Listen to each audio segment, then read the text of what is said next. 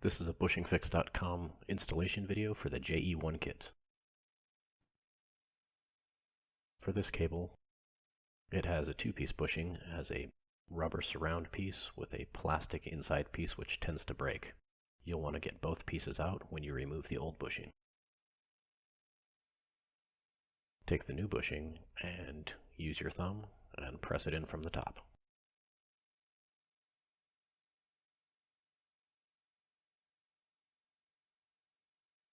For the other style cable with the metal cable end, it's a little bit tighter fit, so it'll be a little bit more difficult to press the bushing into place, so you might find it helpful to place the bushing upside down on a flat surface and press down on the cable end until the bushing installs into place.